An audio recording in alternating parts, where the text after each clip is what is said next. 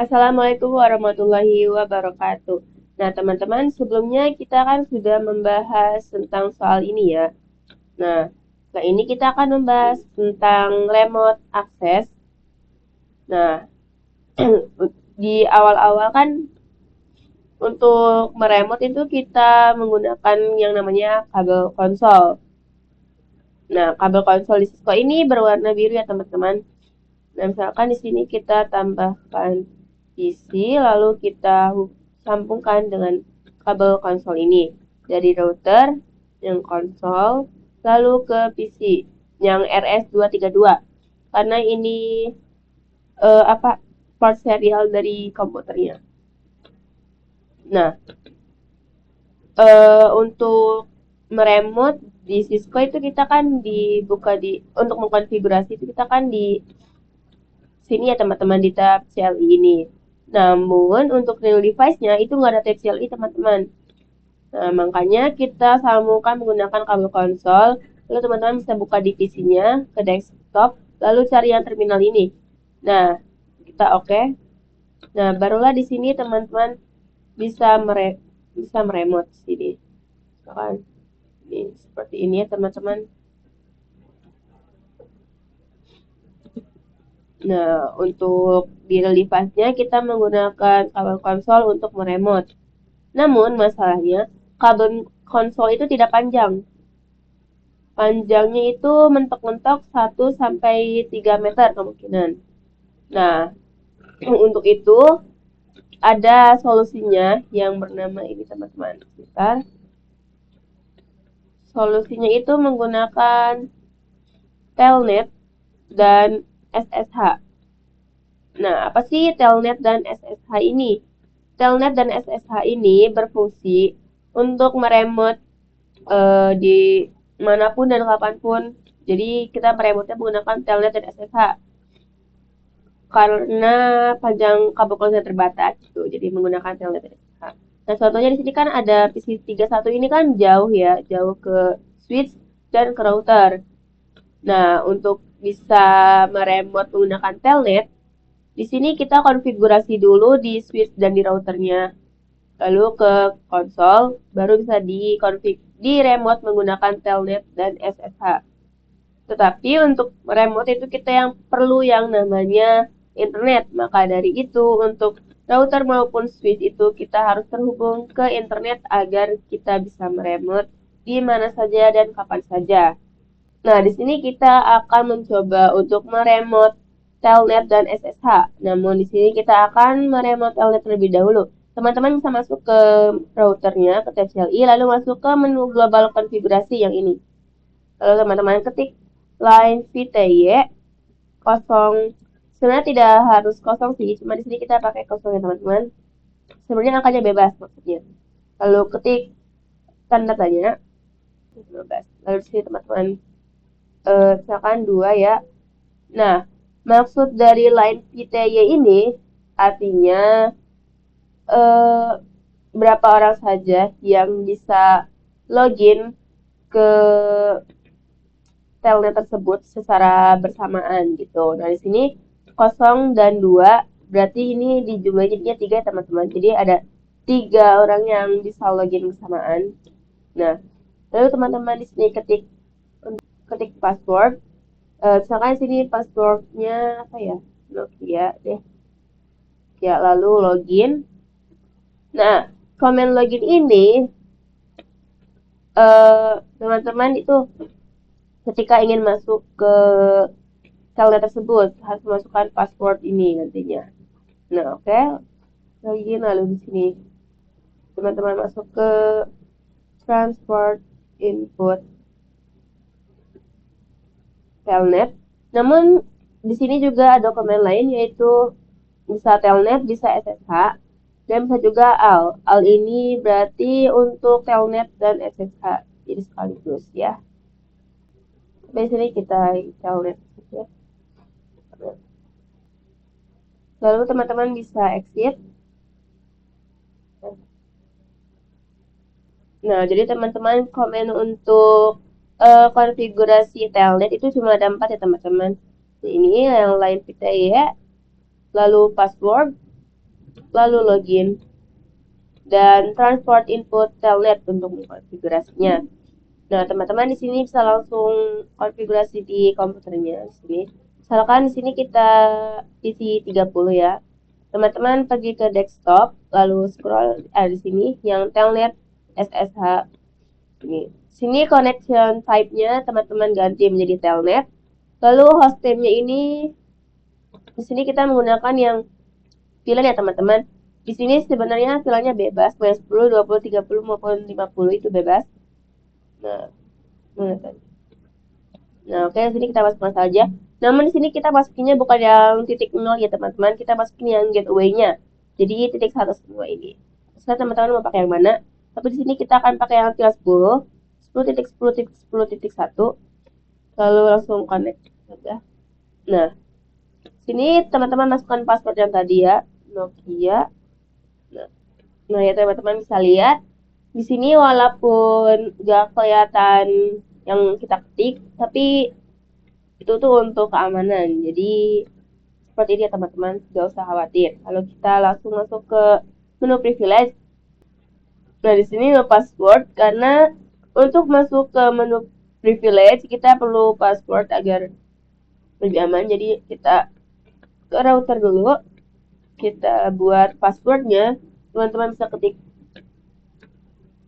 enable secret.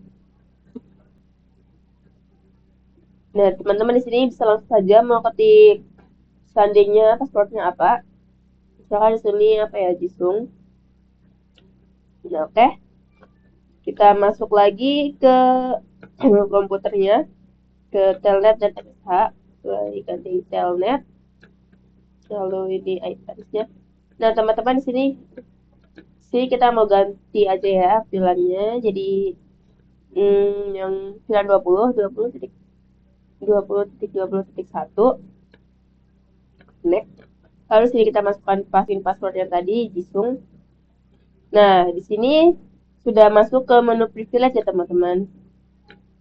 Jadi untuk masuk ke menu user dan privilege itu kita perlu yang namanya password. Jadi kita bikin password terlebih dahulu.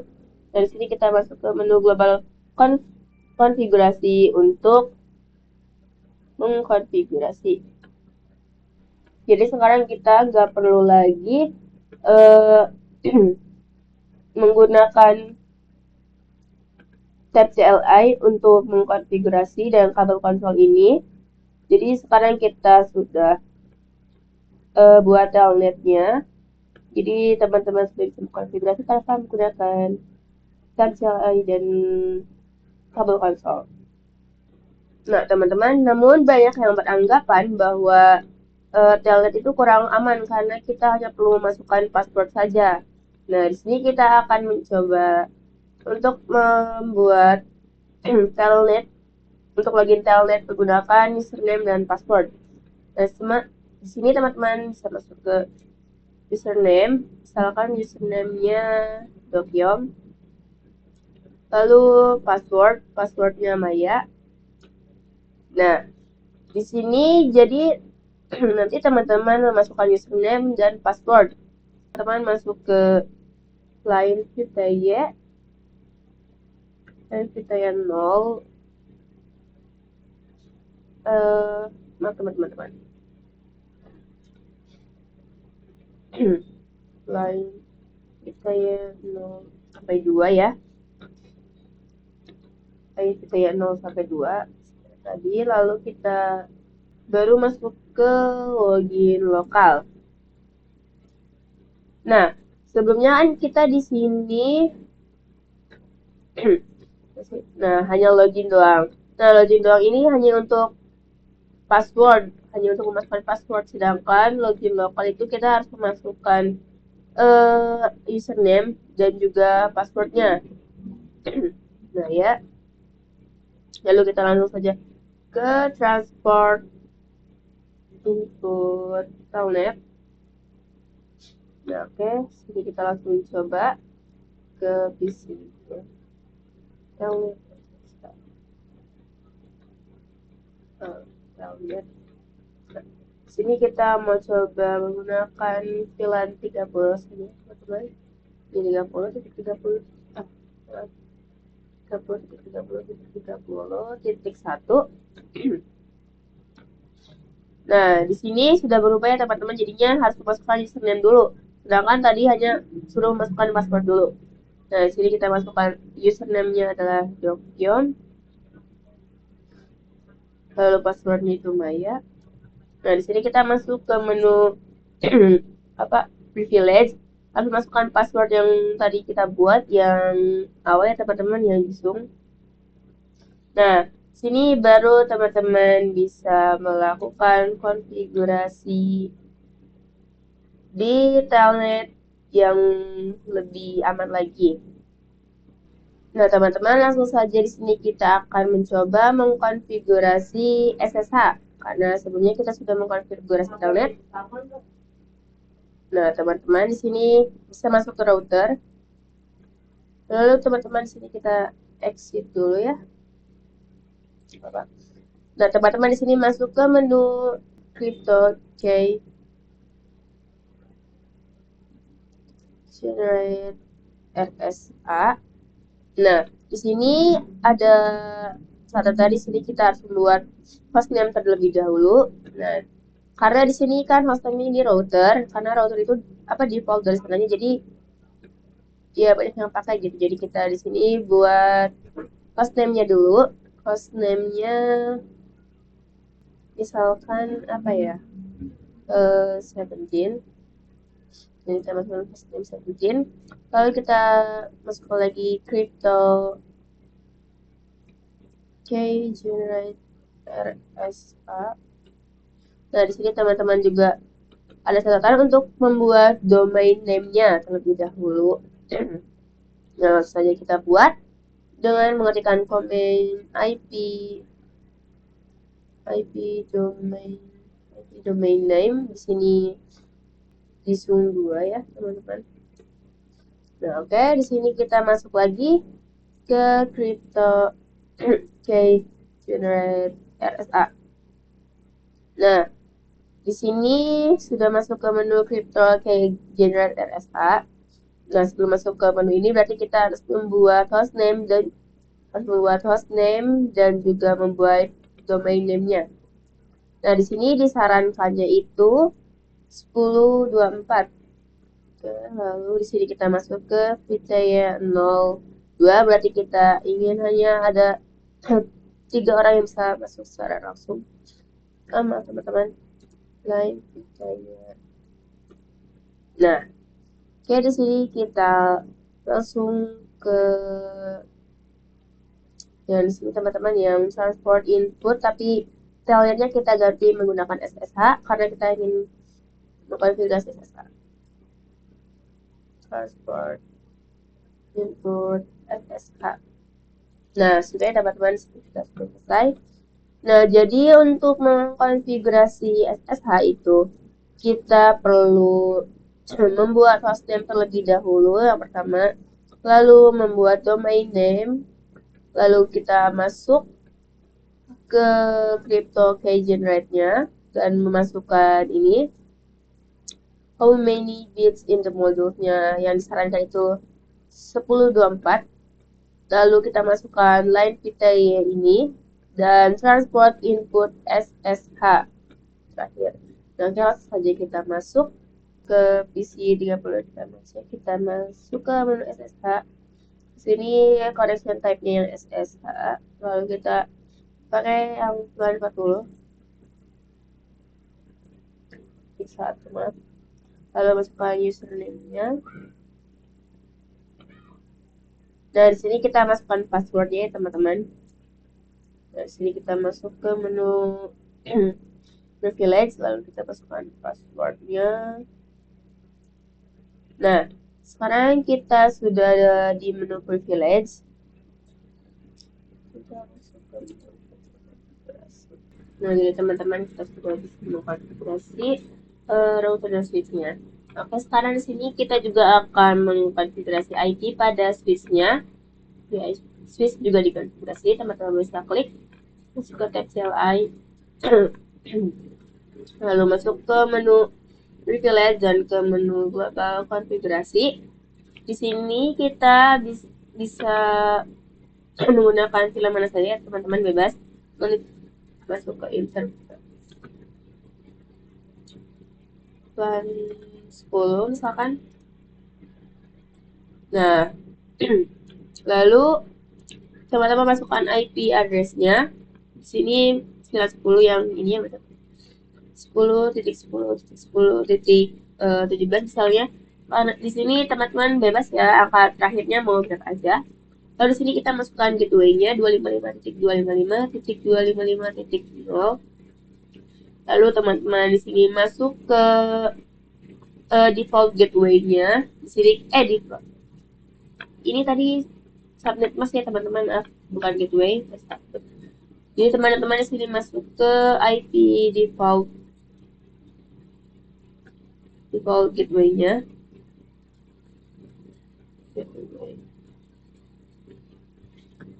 Sini 10.10.10.10.1. Nah, sini teman-teman bisa coba lagi, misalkan mau pilihan 20 atau 30, kita coba lagi ya teman-teman. Sini kita masuk ke pilihannya, interface buat berapa, dan pilihan 20.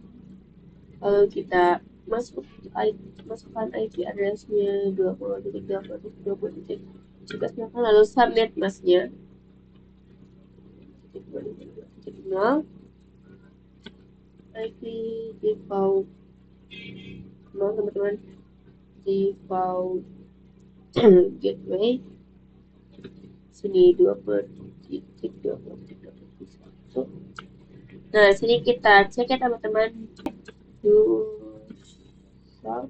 IP interface.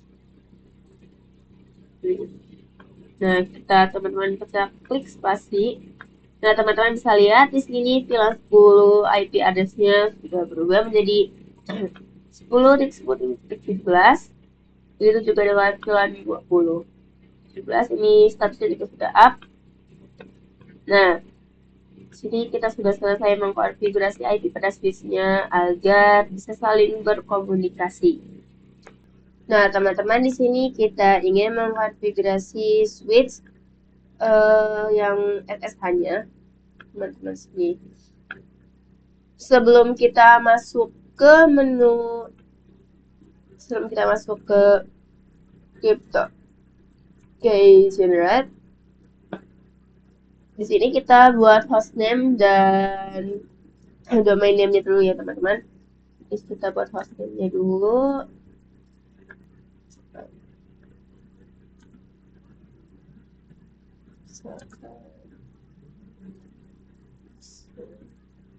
Lalu di sini kita buat ininya ya, buat apa namanya itu, domain name-nya ke IP domain name-nya misalkan.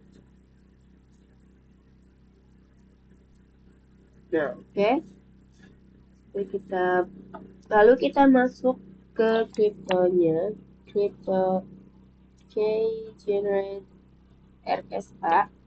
Nah, di sini kita masukkan 10.24.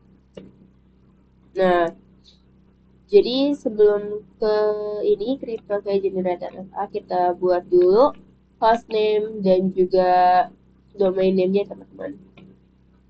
Nah, setelah itu di sini kita buat dulu username-nya. Username-nya misalnya Dokyom 2. Lalu password-nya itu V2 ya. Nah, baru di sini kita masuk ke line Vitaye. Line Vitaye 02. Ini kita yang ketiga orang yang lagi bersamaan. Lalu di sini kita ke transport input SSH karena kita ingin mengkonfigurasi SSH di switch. Lalu kita login lokal. Nah, Sebelum itu kita mau sekalian untuk membuat enable password secretnya. Jadi kita exit dulu ya teman-teman. Kita masuk ke enable secretnya ya teman-teman. Sini misalnya 2. Nah, sudah ya teman-teman. Di sini kita sudah bikin IP domainnya, sudah bikin username dan passwordnya, dan juga enable secretnya juga saya sudah buat. Langsung saja kita coba. Di sini di sini 9 misalkan ke menu SSH ininya SSH ya teman-teman. Di sini kita masukkan IP address yang sudah kita konfigurasi tadi. 17. Lalu username-nya tadi Dekion 2. Nah, di sini kita masukkan passwordnya ya teman-teman. Di sini kita masuk ke menu privilege, kita masukkan passwordnya dulu. Nah, kita tadi masukkan enable password yang tadi, password yang tadi. Nah, sekarang kita sudah masuk di menu privilege. Nah, teman-teman sekarang sudah bisa mengkonfigurasi semua remote di Nah, jadi tadi kita sudah mencoba mengkonfigurasi telnet dan SSH di router dan di switch. Nah, semoga teman-teman bisa memahaminya. Mohon maaf apabila penjelasannya kurang jelas. Terima kasih atas perhatiannya. Wassalamualaikum warahmatullahi wabarakatuh.